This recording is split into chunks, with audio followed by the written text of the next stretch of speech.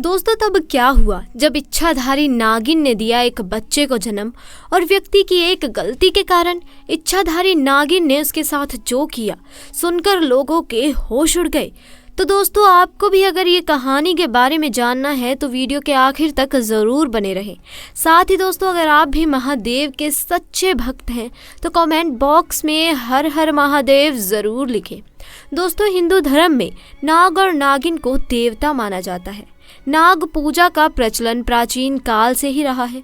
हिंदू पौराणिक ग्रंथों, किस्सों, कहानियों आदि में कई तरह के नागों के बारे में उल्लेख मिलता है। दोस्तों ये चमत्कारिक घटना है राजस्थान के एक छोटे से गांव चंदेल गांव की।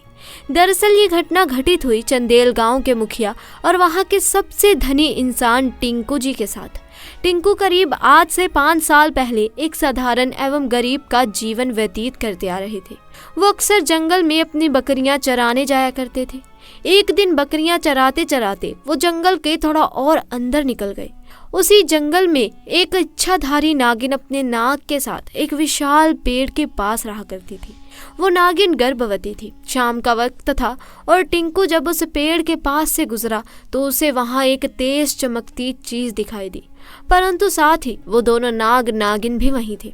परंतु उस रात उसके ध्यान में वो चीज जो चमक रही थी वो बार बार आ रही थी। वो इतना तो समझ गया था कि हो ना हो वो बहुत बहुमूल्य चीज थी और अगर वो मुझे मिल गई तो मैं भी धनवान हो जाऊंगा।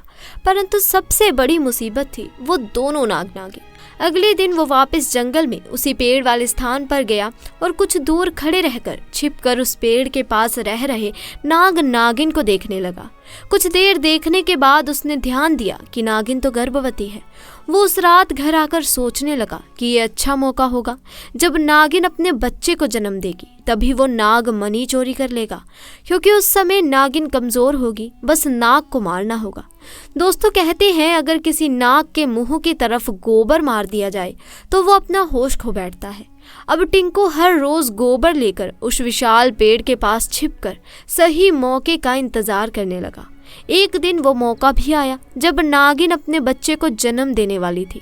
तभी चुपके से टिंकू ने नाग के मुंह पर तेजी से गोबर मारा और फिर एक बड़े पत्थर से नाग को मार डाला। फिर उसने नागिन और उसके बच्चे को भी मार डाला और उस मणि को उठाकर जल्दी से घर की तरफ निकल पड़ा। परंतु उधर नागिन किसी तरह बच गई थी और बस बेहोश पड़ी थी। जब नागिन को होश आया और उसने अपने बच्चे और पति को मरा देखा तो उसके दुख दर्द का ठिकाना नहीं रहा। वो उस समय गुस्से से पागल हुए जा रही थी और उसने टिंकू से बदला लेने की ठानी। परंतु मणि चली जाने के कारण वो अपनी शक्तियों का प्रयोग नहीं कर सकती थी। परंतु अभी भी वो अपना रूप तो बदल ही सकती थी। इधर टिंकू को जैसे ही मणि मिली उसका पूरा जीवन ही परिवर्तित हो गया। उसकी फसल इस बार काफी अच्छी हुई और काफी महंगे भाव में बिकी। उसकी तो जैसे मानो लॉटरी लग गई हो, क्योंकि वो जो भी धंधा कर रहा था उसे हर जगह से लाभ मिल रहा था। और टिंकू को पता था कि ये सब उसी चमत्कारी नागमणि का ही कमाल है। गांव में हर जगह उसका नाम था। टिंकू के इस रुतबे को देख एक अच्छा रिश्ता टिंकू के लिए उसके पास ही के गांव से आया और सुनीता नाम की एक सुंदर स्त्री से उसका विवाह संपन्न हुआ। सुनीता अपने पति टिंकू को बहुत प्यार करती थी और बहुत इज्जत देती थी। दोनों एक दूसरे का कदम कदम पर साथ निभाते। उनकी जोड़ी गांव में मिसाल बन चुकी थी। उधर नागिन भी एक पुरुष का रूप धारण कर संतोष नाम से टिंकू के यहाँ उसका मुंशी बन गया और टिंकू का विश्वास जीतने लगा। टिंकू भी संतोष के व्यवहार और वफादारी को देख उसे अपने भाई समान ही मानने लगा। एक दिन सुनीता अपने पति टिंकू के पास आती है और बताती है कि तुम पिता बनने वाले हो, मैं गर्भवती हूँ। ये सुन टिंकू की खुशी का ठिकाना नहीं रहा। उस दिन वो खुद अपने मुंशी संतोष के पास गया और बोला कि देखो संतोष, मेरा कोई भाई नहीं है, परंतु जब से तुम्हारा साथ मिला है तुम मेरे सगे भाई से भी कहीं अधिक बन चुके हो। आज मैं बहुत खुश हूँ, इसीलिए आज मैं अपनी पत्नी और तुम्हें एक खास जगह ले जाना चाहता हूँ, क्योंकि मेरा इस दुनिया में तुम लोगों के सिवा कोई नहीं है।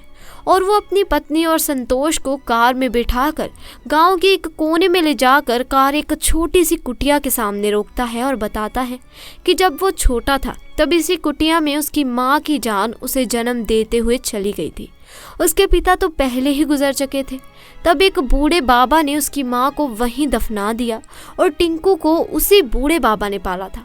टिंकू बताता है कि जब भी उसके साथ कोई बुरी घटना होती या वो दुखी होता तो वो बस इसी कुटिया के पास चला आता। यहाँ उसे एक अनोखे सुकून का एहसास होता। टिंकू आके बताता है कि आज तुम लोगों को मैं इसीलिए यहाँ लेकर आया हूँ क्योंकि तुम दोनों अब मेरी जिंदगी का एक अहम हिस्सा बन चुके हो। दोस्तों, ये सुन सभी की आंखों में पानी भर आता है। कुछ देर रुकने के बाद जब वे वापस पहाड़ी से होते हुए घर को जाते हैं तो अचानक उनकी गाड़ी पहाड़ी पर एक बड़े से पत्थर से टकराती है और गाड़ी को जोर का झटका लगता है, जिसके कारण टिंकू तो कार में ही फंसा रहता है, परंतु उसकी पत्नी सुनीता पहाड़ से नीचे गिर एक पेड़ पर अटक जाती है और उस पेड़ के ठीक नीचे बहुत गहरी खाई थी। दोस्तों, वो रात कार्तिक पूर्णिमा की ही थी। संतोष अपनी शक्तियां पाकर पुनः नागिन रूप धारण कर लेता है। टिंकू संतोष को देख चौंक जाता है क्योंकि संतोष अब नागिन में पुनः बदल गया था। वो नागिन टिंकू को बताती है कि कैसे ठीक इसी तरह वो भी इसी परिस्थिति में फंसी थी जब टिंकू ने उसका पूरा घर संसार लूट लिया था, उसके पति और बच्चे को मारकर, और आज मेरे पास बदला लेने का मौका है। टिंकू घायल गाड़ी में फंसा हुआ था और रो रो कर नागिन को बोल रहा था कि भले मेरी जान ले लो परंतु मेरी पत्नी गर्भवती है, उसे छोड़ दो।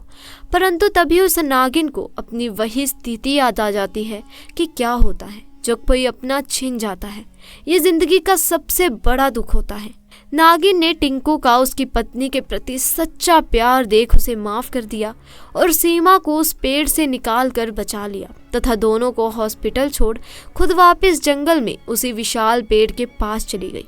जब टिंकू हॉस्पिटल से स्वस्थ होकर अपनी पत्नी के साथ घर वापस लौटा तो उसे अपनी गलती का एहसास हुआ और उसने जाना कि उसने कितनी बड़ी गलती करी है। वो नागमणि को लेकर उसी विशाल पेड़ के पास गया और उस पेड़ के पास उस मणि को रख फूट फूट कर रोने लगा और शाम को वापस घर आ गया।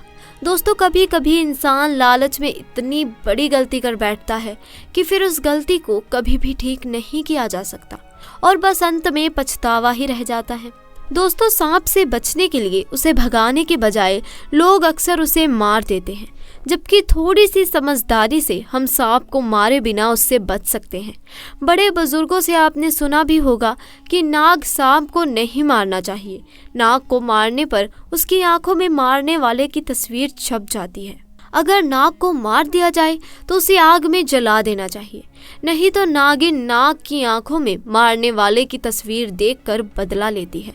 भविष्य पुराण सहित दूसरे पुराण और शास्त्रों में भी बताया गया है कि सांप को नहीं मारना चाहिए, इससे बड़ा दोष लगता है और कई जन्मों तक इसकी सजा भुगतनी पड़ती है। तो दोस्तों, आज के लिए बस इतना ही। आपको हमारी आज की ये घटना कैसी लगी कमेंट सेक्शन में ज़रूर बताएं। साथ ही दोस्तों, वीडियो पसंद आई हो तो इसे लाइक करें, शेयर करें और चैनल को सब्सक्राइब करें। धन्यवाद।